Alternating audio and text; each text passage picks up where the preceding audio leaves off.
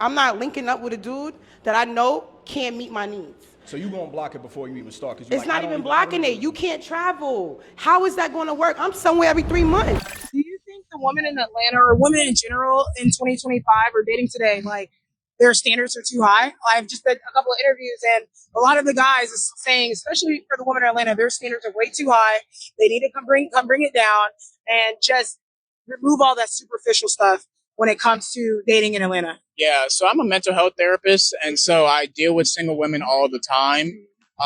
And when they're talking about their dating, I try to tell them, like, it's not about you.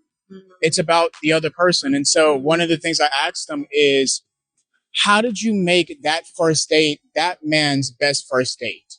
What did you do? What questions did you ask? Did you generally try to get to know him? Did you compliment him? Did you say, oh, that's cool? Not just a interview, not just trying to check off these boxes, but how can I go home to my family or my friends and say, bro, that was a great date for me? And even as I'm conscious about that on my dates, like, did she try to make me feel like that? Or was she here just really for her? And that's okay, but it just means that it's not an investable thing in the long term for myself. So that's something I ask single women all the time. And my best friends too, like, was that man's best first date? And they don't think about that type of things because I'm getting ready. I'm okay. I got my education. I'm making it. I'm self-sufficient. Awesome. And that's amazing, but that doesn't apply to relationships. It's like trying to compare basketball and swimming. Those characteristics don't compete with each other. So this is about, can you connect with somebody? Can you emotionally move them? Can you make them feel safe? Can you make them feel like in this world of chaos that when they come home to you, that they can be at peace? And those other things don't necessarily correlate with that. Yo, what's good? It's your boy F Flossy, letting you know what's up and what's going down. You feel me? Go ahead and hit that like button for your boy.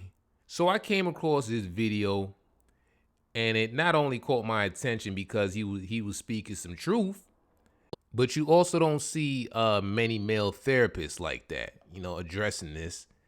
So I was definitely interested in seeing how this woman who was interviewing him was receiving this information, the way he broke it down. You feel me? And I also thought to myself, even though this man is not being malicious and he's just being honest, these comments still gonna come for him. I said, yo, these comments about to come for him. You feel me? But what he was saying, he was keeping it 100, like 99 plus 1. We are in a culture right now where dating is very one-sided.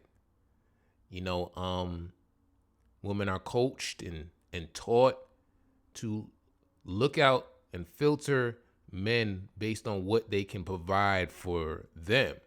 What can he do for you? How can he provide for you? How can he make you better? It's you. And in turn, it's creating a very selfish group, and relationships, there's times you have to be selfless. You have to consider other people's feelings. You feel me? But if this is being coached and taught, what do you expect? How can someone genuinely give when they were always taught to receive? One time I was chatting with one of my homegirls, and I said, she was telling me what she was looking for in a man. He got to have this, and that. And I said, have you ever thought about what that man wants? And she was a little dumbfounded. She said, yo, that's crazy. Like, no. I said, damn. She said, nah. And I think she had a revelation like, yo, I've never really thought about what he wanted. I was always taught this man, you find a man that could do this for you, that for you. And that's toxic, yo. Like, all these coaches out here just talk like, you ain't doing no justice for that woman because she's going to remain single, because men are human too. You feel me? Men have wants too. One of the joys of men is, seeing his family happy. You know what I'm saying? Giving. That's one of the joys of a man. But at the same time, we human. There are going to be things that a man requires, going to be standards he has. And if you keep teaching, a lot of women that it's all about what he could do for you, then we gonna be at a standstill. You know, there's gonna be a lot of women that have a lot things going on for themselves, but wonder why they single, wonder why they're not taken, as beautiful as they are. Like when it comes to dates and first meetups, like the male therapist was saying, if you walk in there like this man is on a job interview and you got your pen and pad, seeing if he's gonna check off all your boxes you have for requirements. I mean, how is that enjoyable for that dude, you know? Oftentimes you hear women ask why men don't like going out on dates, why he don't want to take me out on a date. It's like, yo, who want to pay to go on a job interview? You feel me? With the high chance of rejection. It don't make sense. The math ain't mathing. A date should be about getting to know each other. Is there a possible connection between y'all two? Could you see yourself vibing? You know, is there a vibe between y'all two? Do you have anything in common? Stuff like that, not just a pen and pad. Are you this and this and that and this and that? Even if he ends up checking all your boxes and you go home thinking like, oh, he was everything I wanted, you may not be everything he wanted. He may be like, man, I had to do everything, man. I don't want to go out there. That's some bullshit. I don't want to do that again. You know? It was all about her, what she wanted. Are you willing to go out the country within the next 30 days? I got a lot of work to do in 30 days, yeah. It's all right. It's all right. Let's go.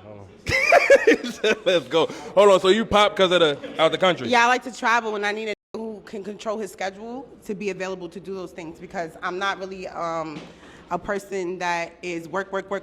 I'm more about experiences, and I'm at a space in my life where work and enjoying life, they have joined forces together. So unfortunately, I'm not doing anything that I don't love doing. And when I travel, that's also work as well. And I need somebody with an open schedule to be able to do so. Or it's definitely not going to work. I might cheat. You might cheat anyway. I might cheat. You might cheat anyway. Yeah. All right. Hold on. Hold on. How you feel about that? Hold on. How you feel about what she said? This is my thing. I'm working now to where we can go wherever you want in a private. That's all I'm going to say. You know what I'm talking about? That's how I feel about it. I feel like when you don't put in the work, and when I say cheat, for me, I'm saying I've already made this clear to you, it's an issue. You understand what I'm saying? So I don't even want to put myself in that position, because I already know I'm going to get lonely.